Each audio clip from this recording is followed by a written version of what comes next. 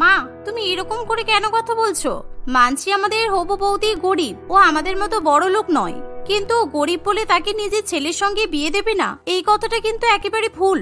আমার তো কোনো সমস্যা নেই, আমি চাই যে রিতাই আমাদের বাড়ির বউ হয়ে আসুক, কারণ ও খুবই সংস্কারী আর ভালো মেয়ে। আমার খুব পছন্দ ওরকম মেয়ে, তাই আমার রিতাকে খুবই পছন্দ হয়েছে। তোদের উপর ওই গরিব মেয়েটা কি জাদু করেছে বলতো? আমি কিন্তু কিছুতেই ওরকম ন্যাকা মেয়েকে আমার সোনার টুকরো ছেলের সঙ্গে বিয়ে দিতে পারবো না। আর তোরা রাজের সঙ্গে রিতার বিয়েটা ঠিক করে ফেলেছিস, একবারও তো আমার অনুমতি নেওয়ার প্রয়োজন মনে করিসনি? এরকম গরিব ভিখারি মেয়েদেরকে আমি কিছুতেই মেনে নিতে পারবো না।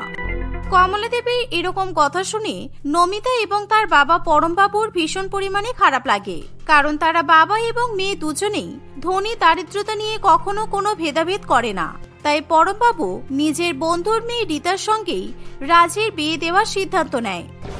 আমার ভাইয়ের যখন রিতাকে বিয়ে করতে কোনো অসুবিধা নেই, রিতা গরিব হলেও ভাইয়ের কোনো সমস্যা নেই, তাহলে মা তুমি আর কোনো কথা বলবে না, রিতাই এই বাড়ির বউ হয়ে আসবে। তোমরা যখন সবকিছু ঠিক করে ফেলেছো, তাহলে আমার কাছে বলতে এসেছো কেন? তবে শুনে রাখো, ওই মেয়ে বাড়িতে বউ হয়ে আসলে আমি কিছুতেই ওকে মেনে নেব না। আর নমিতা, তুই যখন তোর হবু বৌদির হয়ে এতই কথা বলছিস, তখন তুইও আমার সঙ্গে কথা বলবি না। এই বলে কমলা দেবী নিজের ঘরে চলে যায়।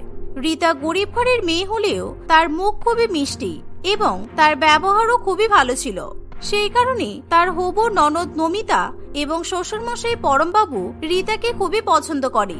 এমনকি রাজও রিতাকে পছন্দ করে এবং রিতাকে বিয়ে করতে রাজি হয়ে যায়। তাই কিছুদিনের মধ্যেই শ্বশুরমশাই এবং ননদের উপস্থিতিতে রিতা ও রাজের ধুমধাম করে বিয়ে হয়। আর এভাবেই ভাগ্যের ফেরে গরিব রিতা বড়লোক শ্বশুরবাড়িতে চলে আসে। বিয়ের পর নমিতা তার মায়ের জায়গায় বাড়ির নতুন বউকে বরণ করার জন্য বরণ ডালা নিয়ে আসে। রিতা, তুমি গৃহপ্রবেশের নিয়ম পালন করে আমাদের বাড়ির মধ্যে ঢুকে এসো। আমার ভাই তোমার মতো মিষ্টি বউ পেয়েছে, এতে আমি খুব খুশি।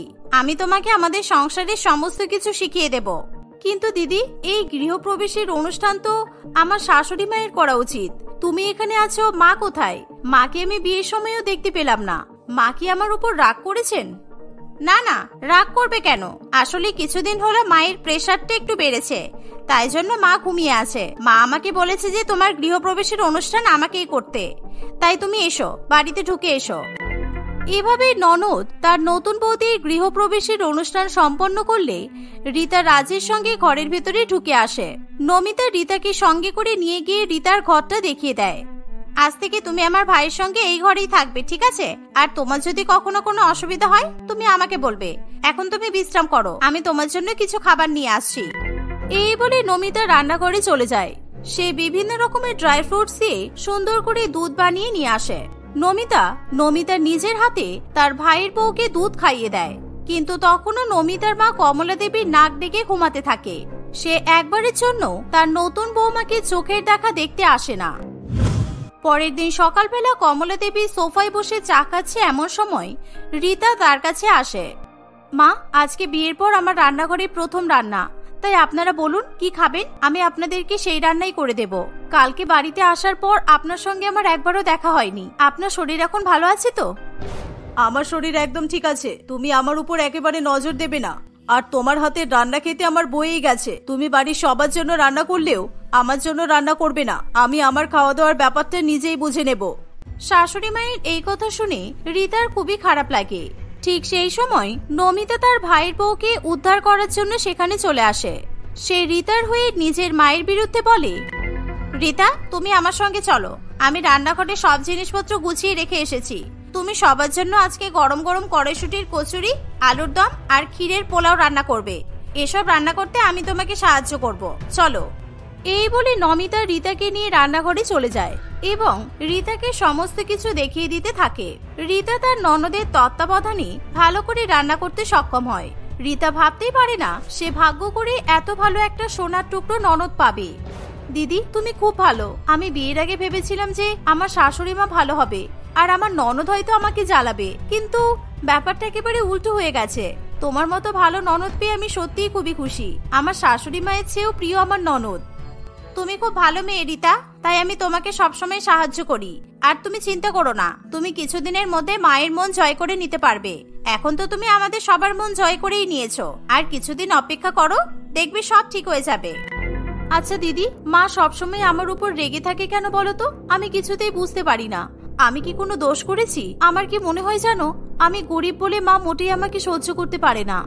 হ্যাঁ, এটা ঠিক। আমার মায়ের ব্যবহার একটু কঠোর হলেও মায়ের মন কিন্তু খুব নরম, তাই মা তোমাকে একদিন না একদিন ঠিক মেনে নেবেন, কোনো চিন্তা নেই। আচ্ছা দিদি, তুমি এবার বলো তো, ক্ষীরের পোলাওতে এতটা চিনি দেব নাকি এর থেকে আর একটু কম চিনি দিতে হবে? আমি ঠিক পরিমাণটা বুঝতে পারছি না। না না, আমার বাবা মা দুজনেরই সুগার আছে, তাই তুমি এর থেকে বেশি চিনি দিও না। এই পরিমাণটাই একেবারে ঠিক আছে, পারফেক্ট। এভাবেই ননদের সহযোগিতায় রীতা খুব সুন্দর করে সমস্ত রান্না সেরে ফেলে। রীতার হাতের রান্নার স্বাদ ভালো হওয়ায় বাড়ির সকলে সেই খাবার পছন্দ করলেও কমলা দেবী কিছুতেই তার বৌমার হাতের রান্না পছন্দ করে না, তাই সে রীতার রান্নায় খুঁত ধরতে শুরু করে। ইস, এটা কোনো আলুর দম হয়েছে? একেবারে বাজে খেতে। নমিতা, আমি এরকম আলুর দম কচুরি খেতে পারবো না। আর এই মিষ্টি ক্ষীরের পোলাওটা একেবারে জঘন্য খেতে হয়েছে। ছি, থু। তুমি এরকম করে কেন বলছো মা? রীতা অনেক কষ্ট করে আমাদের সবার জন্য রান্না করেছে, তাই তুমি অল্প একটু খাও অন্তত। না, আমি এই খাবার মুখে তুলতে পারবো না। কালকে রাতে তুই যে রুটি তরকারি বানিয়েছিলিস, সেই বাসি রুটি তরকারি আমাকে গরম করে নিয়ে এসে দে। আমি বাসি রুটি তরকারি খাবো তাও ঠিক আছে, কিন্তু এই ন্যাকা মেয়েটার হাতের রান্না আমি কিছুতেই খেতে পারবো না। এই বলে কমলা দেবী টেবিল ছেড়ে উঠে চলে যায়। এভাবে শাশুড়ি মা তার বৌমার প্রত্যেকটা কাজে খুঁত ধরতে থাকে এবং তাকে চাকরানির মতো খাটাতে থাকে। কিন্তু শ্বশুর বাড়িতে রীতার একজনই ভরসা, আর সেটা হলো তার ভালো ননদ নমিতা। নমিতা সবসময় তার মায়ের আড়ালে রীতাকে বাড়ির কাজে সাহায্য করে। এভাবেই দেখতে দেখতে কিছুদিন কাটে। একদিন, নমিতা, আজকে সন্ধ্যাবেলা তোর বড় জেঠি আমাদের বাড়িতে আসবে। তুই কিন্তু ওই অসভ্য ন্যাকা মেয়েটাকে একদম তোর জেঠির সামনে আসতে বারণ করে দিবি। আর তুই তোর বড় জেঠিকে আপ্যায়ন করবি, রান্না বান্না সমস্ত কিছু তুই করবি। এই বলে কমলা দেবী সেখান থেকে চলে যায়। নমিতা তখন রীতার কাছে যায়। রীতা তখন রান্নাঘরে রান্না করতে ব্যস্ত ছিল।